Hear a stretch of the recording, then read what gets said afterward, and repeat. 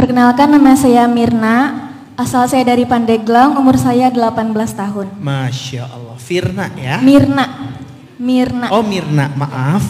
Saya mau bertanya Ustadz, ada orang yang saya tidak pernah ganggu kehidupannya atau saya tidak pernah mencari masalah kepada mereka, tapi mereka seringkali membicarakan keburukan saya kepada orang lain, bahkan kepada orang-orang terdekat saya, sehingga menyebabkan mereka menjadi menjauh.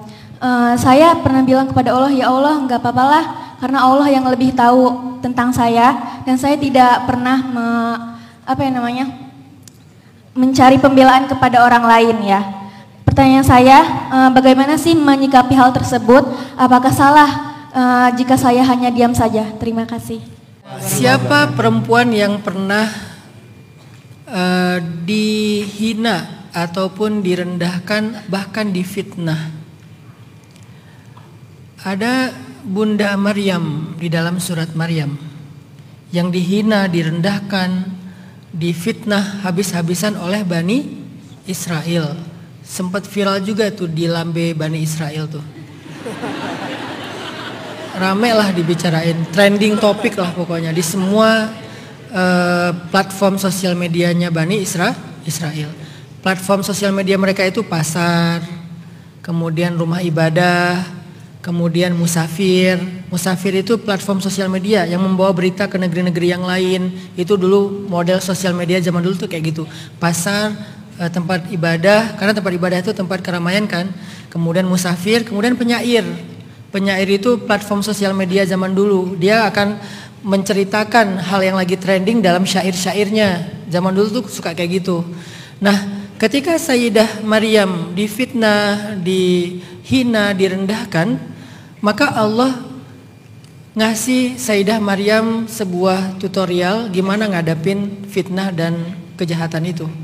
Kata Allah, kalau kamu ketemu dengan manusia, bahasa ayatnya gini, fakuli washrabi wa qarri aina fa imma tarayinna minal bashari ahadan faquli inni nadartu lirrahmani sawma falan ukallimal yawma insiya hari ini kamu gak usah ngomong dengan siapa-siapa, disuruh diam. Bahasa sederhananya, diamlah wahai Maryam. Kalau kamu ketemu jahilun, orang-orang toksik itu, Bani Israel yang toksik, kamu diam aja, gak usah diladenin. Akhirnya fa'atat bihi qaumaha tahmilu. Akhirnya Sayyidah Maryam pulang dari negeri yang jauh setelah melahirkan bayinya. Dia bawa bayi itu sambil dia gendong, datanglah ke gerbang Al-Quds, Palestina. Di gerbang dihadang sama mereka.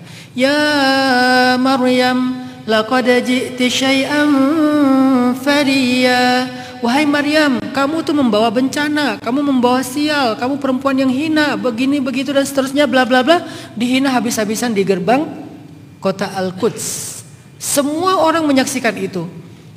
Lalu dibawa-bawa lagi keluarganya. Ya ukhta Harun, ma kana abuki imra'asau wa ma kanat ummuki baghiya. Wahai keluarga Harun, wahai saudari Harun, ayah kamu itu orang baik-baik, ibu kamu itu perempuan yang baik-baik. Kenapa kamu mencoreng nama baik keluarga kamu? Jadi seolah-olah Maryam itu jahat banget gitu. Difitnah habis-habisan. Fa asyarat ilaih. Maryam cuma ngasih isyarat kepada bayinya, nggak ngomong. Asyarat, isyarat, bahasa Arab, bahasa Indonesianya isyarat. Itu bahasa Arab. Asyarat, isyarat, isyarah, jadi isyarat. Fa asyarat ilaih, memberi isyarat kepada bayinya. Artinya saya nggak bisa ngomong, tanya aja sama bayi saya. Ketika Sayyidah Maryam ngasih isyarat kepada bayinya, nggak ngomong, mereka makin menjadi-jadi. Gimana cara kita ngomong sama bayi yang masih fil mahdi sobiyah, yang masih dalam buayan ibunya, yang masih digendong ibunya? Akhirnya mereka bilang kayak, Maryam ini gila ya, suruh kita ngomong sama bayi. Maryam ini udah gak waras ya. Ternyata dia selain pezina, perempuan yang rendah, dia juga udah ngalamin kelainan jiwa, kata mereka. Pokoknya hinaan yang luar biasa. Tiba-tiba Allah membela Maryam.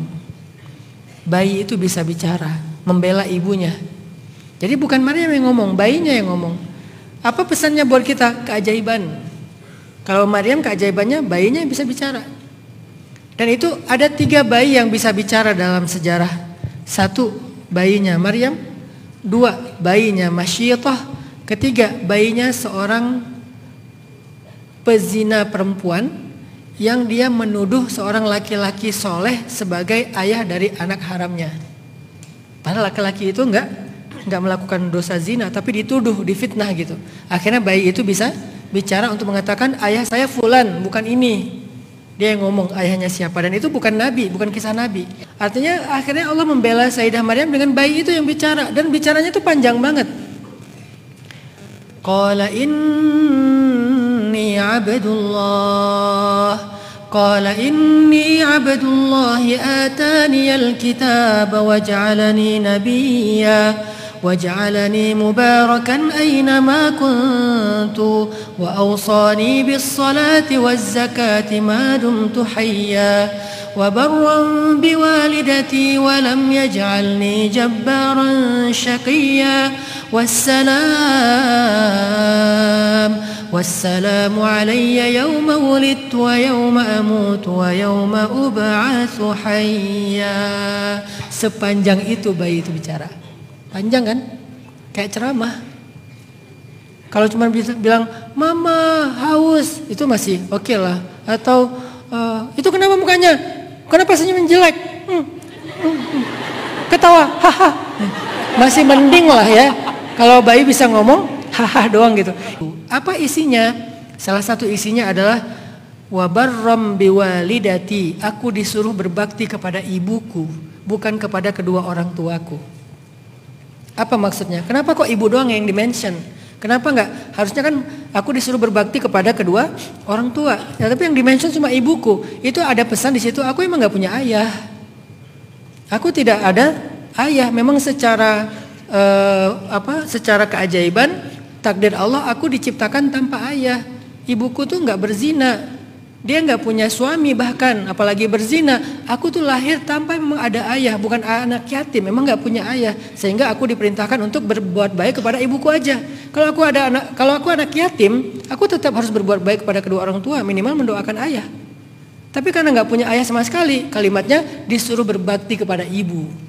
Disitulah bayi itu membela Sayyidah Maryam. Akhirnya semua Bani Israel sadar Maryam ini perempuan suci dan perempuan yang istimewa. Sejak saat itu Maryam menjadi perempuan yang dihormati dan dimuliakan. Apa rahasianya? Diam. Ternyata cara ini diulangi lagi oleh perempuan lain, soleha juga, sempurna juga, namanya Sayyidah Aisyah. Ketika istri Nabi, Sayyidah Aisyah difitnah selingkuh dengan Sofwan bin Mu'attal. Orang-orang semuanya ngomongin Aisyah. Aisyah selingkuh. Aisyah ada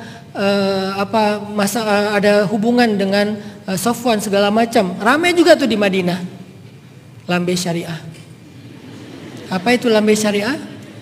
Ngegosip sambil zikir. Astagfirullah, nggak nyangka ya, subhanallah. Ngegosip sambil zikir. Ramai tuh di Madinah yang menuduh Aisyah selingkuh. Akhirnya ketika Nabi nanya kepada Aisyah, Aisyah gimana pendapat kamu tentang berita yang trending? Aisyah cuma bilang, aku gak akan membela diri, biar Allah yang membela aku. Diam aja. Tiba-tiba turun ayat 1 halaman di surat An-Nur ngebelain Aisyah. 1 halaman loh ayatnya. Ini adalah ifkun. Ifkun itu bahasa kitanya hoax. Ternyata udah ada berita hoax di zaman dulu. Namanya haditsul ifki, berita bohong. Orang yang menyebarkan berita bohong itu dosa besar. Kalian harus minta maaf sama Aisyah. Akhirnya semua sahabat berbondong-bondong datang ke rumah Aisyah pada minta maaf sama Aisyah. Lalu mengklarifikasi berita tersebut. Kenapa Aisyah dibela? Kenapa Maryam dibela? Karena mereka diam. Jadi Mbak Nirna, kadang diam itu solusi. Bukan membiarkan masalah. Kadang diam itu solusi. Terutama dengan omongan orang lain. Makanya kenapa saya selalu memilih sikap diam di sosial media ketika ada omongan orang. Karena bukannya saya takut untuk nge-replay dan ngeramein, bukan. Saya lagi pengen membuktikan bahwa itu masih berjalan sampai hari ini. Apa yang dialami Maryam pasti bisa kita alamin juga. Apa yang dialami Aisyah pasti kita alami. Dan saya mengalami. Saya nggak membela diri, akhirnya Allah mencari orang untuk membela. Dengan mungkin sebagian besar kalian pernah membela saya dengan postingan-postingan, dengan komen segala macam tanpa saya minta, Allah yang menggerakkan. Nah itu juga berlaku dalam kehidupan kalian. Biar Allah yang cari jalan gimana membela kalian. Udah diam aja. Kalau fitnah, klarifikasi sekali, udah gitu diam. Sekali doang klarifikasi biar nggak jadi fitnah ya. Udah gitu diam, jangan di replay, jangan diramein. Allahu a'lam.